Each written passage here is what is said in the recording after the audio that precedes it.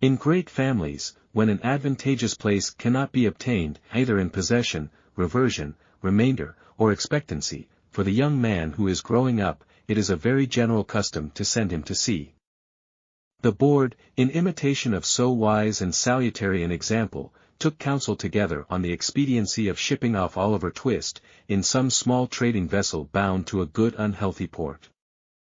This suggested itself as the very best thing that could possibly be done with him, the probability being, that the skipper would flog him to death, in a playful mood, some day after dinner, or would knock his brains out with an iron bar, both pastimes being, as is pretty generally known, very favorite and common recreations among gentlemen of that class.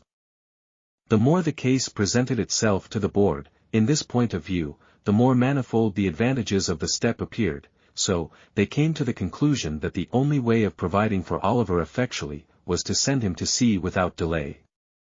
Mr. Bumble had been dispatched to make various preliminary inquiries, with the view of finding out some captain or other who wanted a cabin boy without any friends, and was returning to the workhouse to communicate the result of his mission, when he encountered at the gate, no less a person than Mr. Sowerberry, the parochial undertaker. Mr. Sowerberry was a tall gaunt, large-jointed man, attired in a suit of threadbare black, with darned cotton stockings of the same color, and shoes to answer. His features were not naturally intended to wear a smiling aspect, but he was in general rather given to professional jocosity. His step was elastic, and his face betokened inward pleasantry, as he advanced to Mr. Bumble, and shook him cordially by the hand. "I have taken the measure of the 2 women that died last night, Mr. Bumble," said the undertaker. 33, you'll make your fortune, Mr. Sowerberry, said the beadle, as he thrust his thumb and forefinger into the proffered snuff-box of the undertaker, which was an ingenious little model of a patent coffin. "I say you'll make your fortune, Mr. Sowerberry," repeated Mr. Bumble, tapping the undertaker on the shoulder, in a friendly manner, with his cane. "Think so?" said the undertaker in a tone which half admitted and half disputed the probability of the event. "The prices allowed by the board are very small, Mr. Bumble."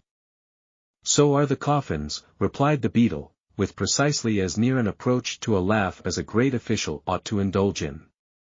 Mr. Sowerberry was much tickled at this, as of course he ought to be, and laughed a long time without cessation. "Well, well, Mr. Bumble," he said at length, "there's no denying that, since the new system of feeding has come in, the coffins are something narrower and more shallow than they used to be, but we must have some profit, Mr. Bumble. Well-seasoned timber is an expensive article, sir, and all the iron handles come, by canal, from Birmingham." "Well, well," said Mr. Bumble, "every trade has its drawbacks.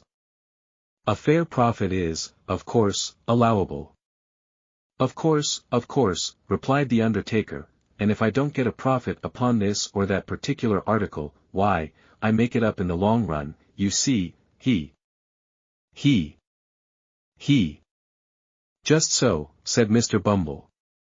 "Though I must say," continued the undertaker, resuming the current of observations which the beadle had interrupted, "though I must say, Mr. Bumble, that I have to contend against one very great disadvantage, which is, that all the stout people go off the quickest.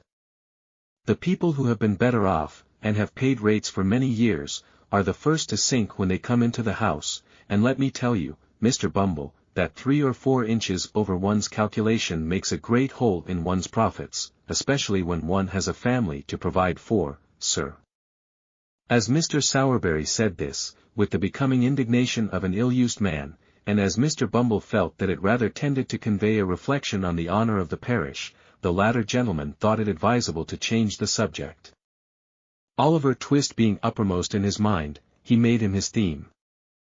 34, by the by, said Mr. Bumble, you don't know anybody who wants a boy, do you? A parochial prentice who is at present a dead weight, a millstone, as I may say, round the parochial throat. Liberal terms, Mr. Sowerberry, liberal terms.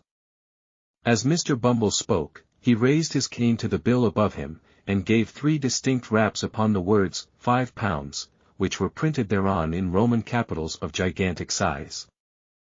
Gad, so, said the undertaker, taking Mr. Bumble by the gilt-edged lapel of his official coat. "That's just the very thing I wanted to speak to you about.